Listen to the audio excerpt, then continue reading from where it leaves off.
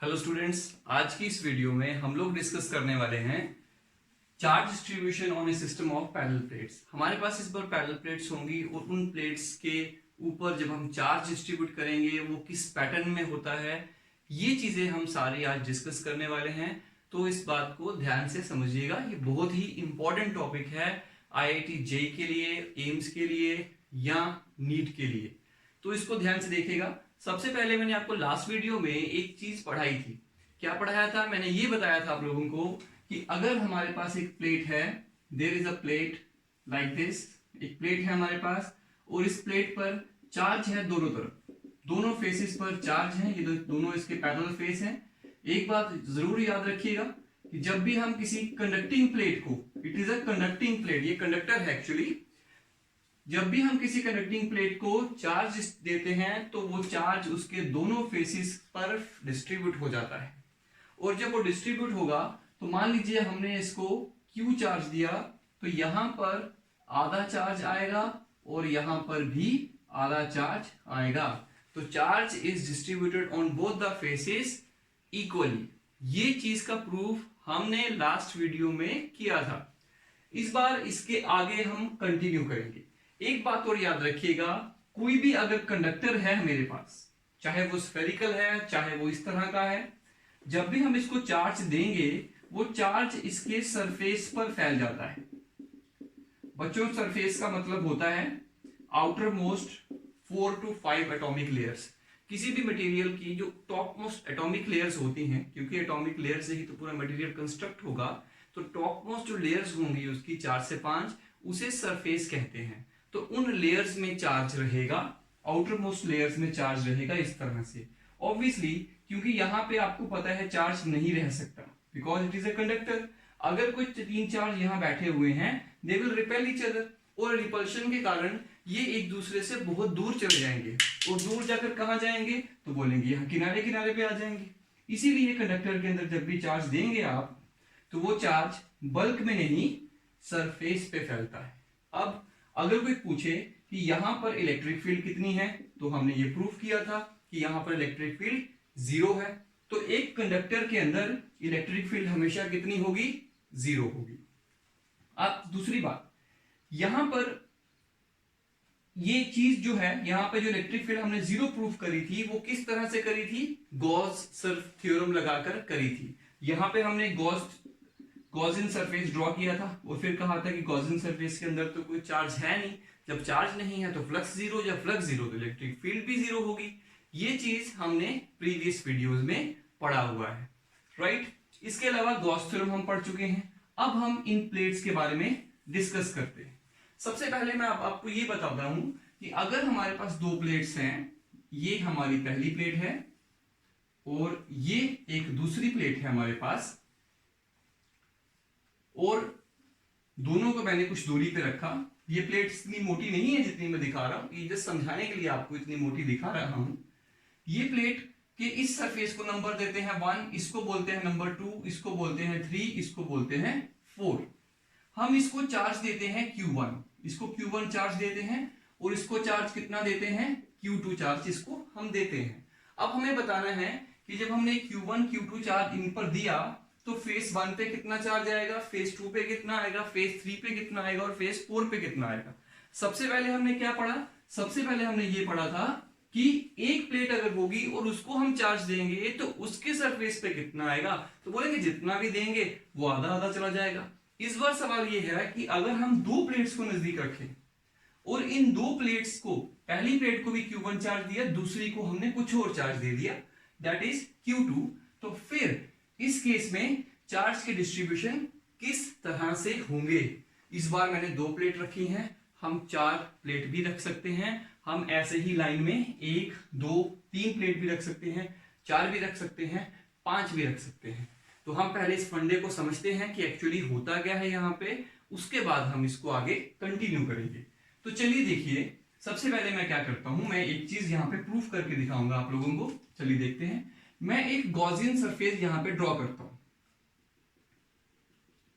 ये मैं Gaussian surface यहां से ड्रॉ कर रहा हूं।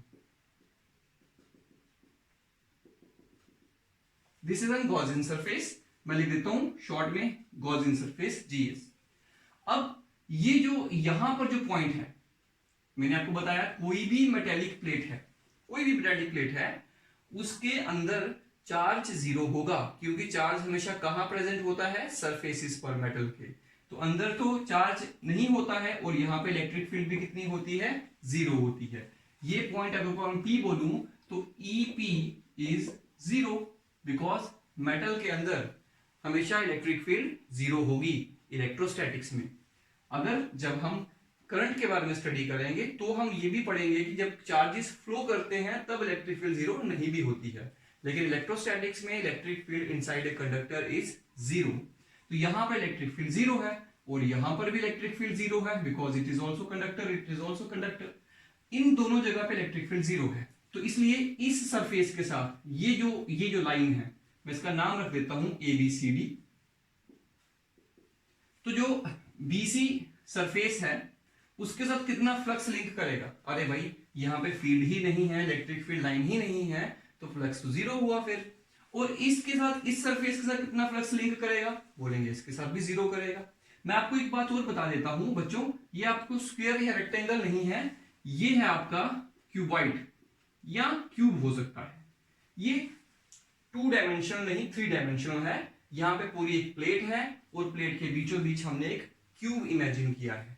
तो ये वाला जो सरफेस है इसका ये फेस है, इसके साथ फ्लक्स जीरो होगा क्योंकि यहाँ पे फील्ड ही नहीं है, तो फ्लक्स कैसे होगा, यहां पर भी फ्लक्स जीरो होगा, इसके साथ भी जो फ्लक्स लिंक करेगा वो जीरो होगा। व्हाई, उसका रीजन है, देखिए इस फेस का सरफेस वेक्टर या एरिया वेक्टर कहां होगा, तो कहेंगे ऊपर वाली साइड होगा। इस फेस का कहां होगा, तो कहेंगे नीचे वाली साइड होगा एरिया वेक्टर। अब बताइए अगर इसके पास यहां पे जब मैंने इसको Q1 चार्ज दिया तो Q1 चार्ज का डिस्ट्रीब्यूशन कैसा होगा, पहले हम उस डिस्ट्रीब्यूशन को समझ लेते हैं। लेट अस सपोज जो हमने इसको जब चार्ज दिया तो इस तरफ जो चार्ज फैला इस प्लेट पे, इस सरफेस पे, तो लेट इट बी, इसको हम नाम दे देते हैं Q, इसको हम स्मॉल q कह देते हैं। अगर यहां पर लेट किया कि Q चार्ज है तो फिर इस फेस पे कितना होगा, तो कहेंगे Q माइनस Q, या मैं ऐसा कह लेता हूं यहां पे Q रख लेते हैं तो फिर यहां पे कितना होगा, जो बचेगा Q माइनस Q। उसी तरीके से यहां पर भी कुछ चार्ज होगा तो कितना होगा, लेट इट बी Q1, और यहां कितना होगा, यहां बोलेंगे Q2 माइनस Q1। यहां पे हम इसको नंबर दे देते हैं Q1, इसको भी Q1 कह लेते हैं, इसको Q2 कह लेते हैं, इसको भी Q2 कह लेते हैं, राइट। ये हमने अलग अलग चार्ज इसको दे दी, ये लेट कर लिया हमने। आप मुझे बताओ यहां पे इलेक्ट्रिक फील्ड इस तरफ होगी या इस तरफ होगी, किसी भी साइड होगी। दो प्लेट्स के बीच में इलेक्ट्रिक फील्ड या इधर को होगी या इधर को होगी, depending upon the charge distribution. आप बताओ इलेक्ट्रिक फील्ड इधर को है और एरिया वेक्टर ऊपर को है, तो कितना फ्लक्स लिंक करेगा, 90 डिग्री एंगल है तो कहेंगे जीरो फ्लक्स लिंक करेगा। क्यों जीरो करेगा, अरे भाई तीर, इलेक्ट्रिक फील्ड वाले तीर जो हैं वो तो इस एरिया को लगे ही नहीं। याद होगा आपको जब मैंने फ्लक्स समझाया था तो मैंने कहा था कि इलेक्ट्रिक फील्ड को एक तीर की तरह मानो, और वो तीर जब किसी सरफेस में से गुजरेंगे तो उसके साथ फ्लक्स लिंक होता है। अगर सरफेस के साथ तीर लिंक नहीं कर रहे, जैसे ये सरफेस मैंने रखा है यहाँ पे और इलेक्ट्रिक फील्ड यहां से ऐसे आ रही है, तो जब यहां से इलेक्ट्रिक फील्ड ऐसे आएगी तो वो तो तीर लगे नहीं इसको, जब तीर नहीं लगा तो फ्लक्स जीरो, अब तीर लगा तो फ्लक्स है। तो इस तरह से इसको समझते हैं। तो इसका मतलब ये हुआ कि इस पूरे सरफेस के साथ कोई भी इलेक्ट्रिक फील्ड लाइन क्रॉस नहीं कर रही इसको, तो फ्लक्स कितना होगा, जीरो। जब इसके साथ फ्लक्स जीरो हुआ तो इलेक्ट्रिक फील्ड भी कितनी होगी, जीरो। इसका मतलब इलेक्ट्रिक फील्ड लिंक विद या flux link with the whole surface is zero. इसका मतलब क्या हुआ, according to Gaussian surface Gauss theorem, E dot ds equal to Q enclosed upon epsilon not that is equal to flux. और बच्चों flux कितना है इस ब्लू वाले ABCD गॉसियन सरफेस के साथ, तो जीरो है। तो मुझे बताओ Q upon epsilon not equal to zero, तो Q एनक्लोज कितना आया, तो जीरो। इसका मतलब ये हुआ कि इस ब्लू वाले सरफेस के अंदर कितना चार्ज होना चाहिए, तो कहेंगे जीरो चार्ज होना चाहिए। अब जीरो है, इसका मतलब क्या हुआ, वैसे देखा जाए तो इसके अंदर कितना चार्ज है, बोलेंगे जो ये प्लेट का सरफेस फेस जो है वो भी इसके अंदर आ रहा है और ये फेस भी इसके अंदर आ रहा है, मतलब ये Q2 भी इसके अंदर है, Q1 भी इसके अंदर है, और दोनों का जो सम है उसका आंसर कितना आना चाहिए? 0, क्योंकि total charge should be 0 inside the closed surface because flux is 0 according to Gauss theorem. तो आप मुझे बताओ तो कैसे लिखेंगे इसको? तो कहेंगे Q1 equal to minus Q2। कुछ समझ में आया? बिल्कुल समझ में आया। क्या समझ में आया? कि Q1 और Q2 दोनों बराबर होंगे, बराबर भी होंगे और अपोजिट होंगे। समझ में आया? बिल्कुल समझ में आया होगा आप लोगों को। क्यों? क्योंकि जब हम एक प्लेट दूसरी प्लेट के नजदीक रखते हैं तो उनके जो अपोजिट फेसेस होते हैं उन पर जो चार्ज क्रिएट होगा वो चार्ज हमेशा इक्वल एंड अपोजिट होगा। ये चीज आज हमने यहां पर प्रूव करी। तो देखिए एक बात, इसको दोबारा समझते हैं। मान लो मैं यहां पे एक प्लेट बनाता हूं, मैं यहां पर दूसरी प्लेट भी बनाता हूं, ठीक है। These are infinite plates actually. इसको मैं Q1 चार्ज देता हूं, इसको मैं Q2 चार्ज देता हूं। अब सोचो कि अंदर वाले सरफेस पे अगर X चार्ज बना तो बाहर वाले पे कितना होगा? According to law of conservation of charge जो बचेगा वो होगा Q1 माइनस एक्स, ठीक। और जो इस फेस पे आएगा, this is face number 1, face number 2, face number 3, face number 4, इस पे कितना आएगा? तो बच्चों सिंपल है, माइनस एक्स। तो याद रखना जो भी चार्ज यहां पे बनेगा उसका अपोजिट और उसके इक्वल वाला चार्ज यहां बनेगा। यहां प्लस एक्स तो यहां माइनस एक्स, यहां प्लस 2 तो यहां माइनस 2, यहां माइनस 2 तो वहां प्लस 2, इस तरह से बनेगा। और यहां कितना होगा? यहां होगा Q2 माइनस माइनस एक्स, मतलब Q2 प्लस एक्स। इस तरह से चार्ज डिस्ट्रीब्यूशन होती है। फिर से सुनो, हमने क्या किया? हमने दो प्लेट्स ली, दो प्लेट्स लेकर उनके बीचों बीच एक गॉसियन सरफेस बनाया और हमने ये देखा कि इस गॉसियन सरफेस के साथ टोटल फ्लक्स जो लिंक हो रहा है वो 0 है। इसका मतलब उसने जो चार्ज इनक्लोज किया है वो 0 होगा। लेकिन यहाँ पे तो इसने चार्ज जो इनक्लोज किया था वो Q1 प्लस Q2 था। इसका मतलब Q1 प्लस Q2 0 है। Q1 प्लस Q2 0 का मतलब ये हुआ कि Q1 equal to minus Q2 है, मतलब दोनों बराबर हैं और दोनों अपोजिट हैं। तो ये रूल याद रखिएगा कि जो भी चार्ज आप यहां पे एज्यूम करेंगे इसके सामने वाले फेस पे उसके इक्वल और उसके अपोजिट चार्ज हमेशा बनेगा। ये है हमारा पहला रूल। इस पहले रूल के बाद अब हम दूसरे रूल पर चलते हैं। दूसरा रूल देखिए हमारा क्या होगा। चलिए तो चलिए थोड़ा सा इसको सही से और समझते हैं, आगे इसके बढ़ते हैं। तो मैं फिर से यहां पर दो प्लेट्स लेता हूं एक बार। देखिए ये पहली प्लेट मेरी, दिस इज फर्स्ट प्लेट, और ये है हमारी सेकंड प्लेट। दोनों इनफाइनाइट कंडक्टिंग प्लेट्स हैं, याद रखिएगा कंडक्टिंग है ये। इंसुलेटर्स के लिए ऐसे रूल नहीं चलते हैं। इस प्लेट को के फेस को 1 बोलो, इसको 2 बोलो, इसको 3 बोलो, इसको 4 बोलो। इसको हमने चार्ज दे दिया Q1, इसको हमने चार्ज दे दिया Q2, ठीक। अब हमें ये बताना है कि फेस 1, फेस 2, फेस 3, फेस 4 पर कितना चार्ज आएगा। यहां कितना चार्ज होगा, यहां कितना होगा, यहां कितना होगा, यहां कितना होगा। हम क्या पढ़ रहे हैं? याद करो, charge distribution on A system of plates. Parallel plate हैं दो से ज्यादा भी हो सकती हैं, पहले 2 का फिर 3 का पढ़ेंगे। दो प्लेट्स हैं इस बार हमारे पास, उनको जब हमने चार्ज दिया तो उन पर चार्ज का डिस्ट्रीब्यूशन कैसे होगा ये हम स्टडी कर रहे हैं। तो चलिए जानते हैं इसके बारे में। ये इसके रिलेटेड सीबीएसई बोर्ड में क्वेश्चंस कम ही आते हैं, लेकिन एंट्रेंस पॉइंट ऑफ व्यू से ये बहुत ही इंपॉर्टेंट टॉपिक है, और अगर आप एक बार समझ जाएंगे तो उसके बाद आपकी टेंशन खत्म हो जाएगी। तो चलिए देखते हैं इसको। तो चलिए लेट करते हैं इसमें। तो लेट ये करेंगे कि जब हमने इसको Q1 चार्ज दिया तो इस फेस पर कितना चार्ज आया? X चार्ज आया, मान लेते हैं। तो इस पे कितना चार्ज होगा? Q1 माइनस एक्स, जो बचा होगा। दोनों को टोटल करो, दोबारा वही बनेगा। इस पर कितना आएगा? बाई रूल जो अभी हमने सीखा, माइनस एक्स आएगा। और फिर इस पे कितना आएगा? तो बोलेंगे Q2 प्लस माइनस एक्स, है ना। जैसे हमने इसको किया वैसे इसको किया। जब इन दोनों को करेंगे तो आएगा Q2 प्लस एक्स, ये आया इसमें। तो इस तरह से चार्ज का डिस्ट्रीब्यूशन हुआ। अब हम इसकी ओर आगे कैलकुलेशन करते हैं। तो चलिए देखिए, सबसे पहली चीज हम क्या करेंगे, यहां पर हम लोग यहां पर एक पॉइंट ले लेते हैं P, और यहां पर एक पॉइंट ले लेते हैं P डैश। अब मुझे बताओ electric field at P will be, तो कहेंगे electric field at P will be 0। Electric field P पे कितनी होगी, 0 होगी। तो बच्चों मैं यहाँ पे चार्ज का ड्रॉ भी कर लेता हूं आपको दिखाने के लिए। मान लेते हैं यहाँ पर कितना चार्ज आया, पॉजिटिव आया, तो यहाँ पे भी कितना आएगा, कुछ पॉजिटिव आएगा, क्योंकि पॉजिटिव तो दिया था हमने, मान लेते हैं। और यहाँ पे कितना आएगा, यहाँ पे नेगेटिव आएगा। वो नेगेटिव किसके बराबर होगा, बोलेंगे इसके बराबर होगा। यहाँ पे क्या आएगा, यहाँ पॉजिटिव आएगा। चलिए ये मैंने बना दिया। अब बताओ electric field at P is 0. Why? Because inside a conductor electric field is always 0 in electrostatics. Statics, जब चार्जेस स्टैटिक हैं तब इलेक्ट्रिक फील्ड 0 होती है कंडक्टर के अंदर। चलिए, लेकिन अगर देखा जाए तो इस पॉइंट पर इलेक्ट्रिक फील्ड किस किस की वजह से होगी, तो कहेंगे इस फेस पे जो चार्ज है उसकी वजह से इलेक्ट्रिक फील्ड होगी। तो मैं यहाँ पे एक पॉइंट बना लेता हूं, इस पॉइंट को मैं यहाँ पे मान लेता हूं P पॉइंट।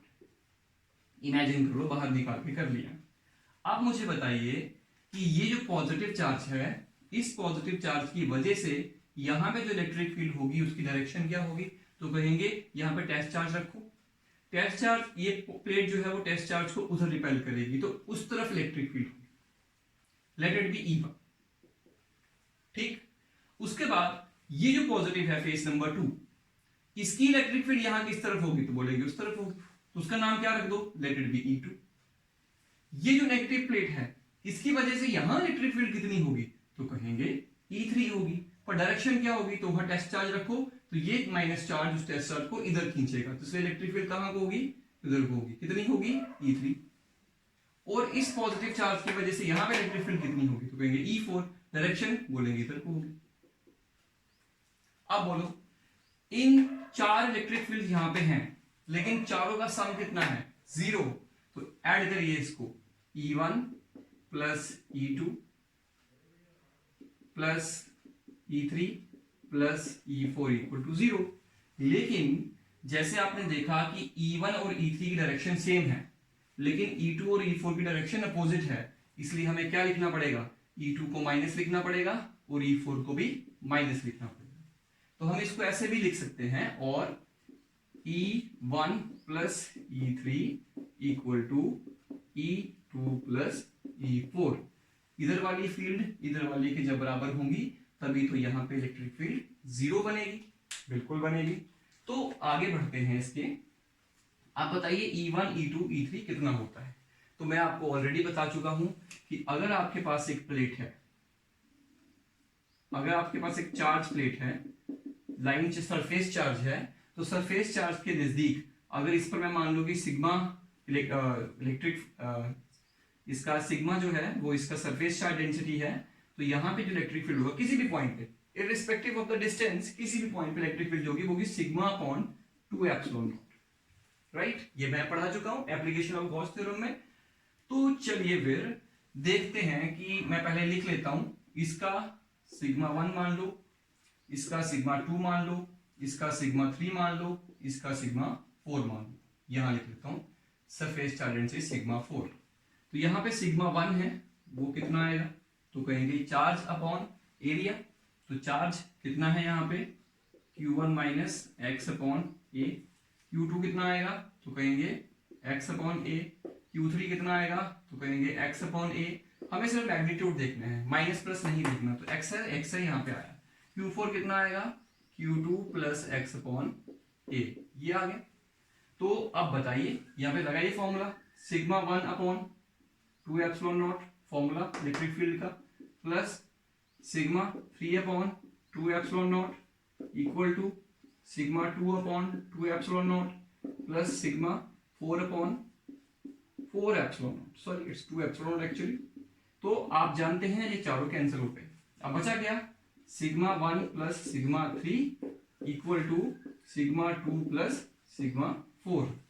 अब बताओ सिग्मा 1 कितना है, तो सिग्मा 1 का वैल्यू है Q1 माइनस एक्स अपॉन ए, यहां लिखेंगे Q1 minus x upon a plus sigma 3 कितना है, सिग्मा 3 है x upon A that is equal to again sigma 2 कितना है एक्स अपॉन ए, तो एक्स अपॉन ए, सिग्मा 4 कितना है, sigma 4 Q2 plus X upon A that is Q2 plus X upon A, हो गया, सभी ये कैंसिल हो गए, तो यहां आया Q1 minus x plus x equal to x plus Q2 plus x, ये दोनों एक्स ऐड हो गए, ये दोनों कैंसिल हो गए, तो ये आया Q1 माइनस Q2, ये Q2 इधर ले आइए that is equal to 2x implies, I hope आपको यहां पे दिख रहा होगा, x equal to Q1 minus Q2 upon 2, this is the result. तो मैं इसको यहां पे दोबारा लिख लेता हूं इस चीज को, हमारे पास रिजल्ट क्या बना, रिजल्ट ये बना कि x जो है वो कितना आया Q1 minus Q2 upon 2, this is the x, ये हमारी x की वैल्यू निकल गई। अब ये आई x की वैल्यू, तो चलिए अब हम बाकी वैल्यूज भी कैलकुलेट करते हैं। तो देखिए number 1, charge on face 1, face 1 पे कितना चार्ज है, तो हम देखेंगे that is equal to Q1 minus x, that is Q1 minus x, what is x, Q1 minus Q2 upon 2, Q1 minus Q2 upon 2, मैं इसको ऐसे लिख लेता हूं, ये देखिए ये 2 को इधर मल्टीप्लाई करिए, 2Q1 minus Q1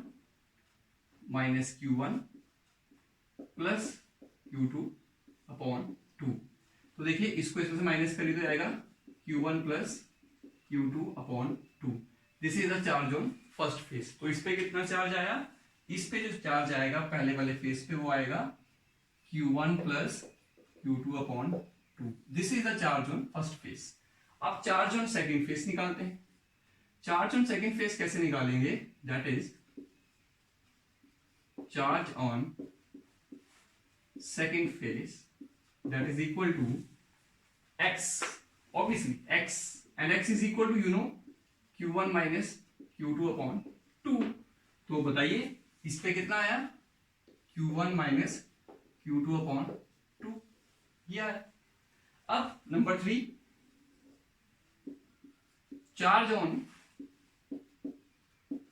third phase, तीसरा फेज, तो माइनस एक्स है भाई, देख लो क्या आएगा, minus Q1 minus Q2 upon 2, ये देखिए बन गया।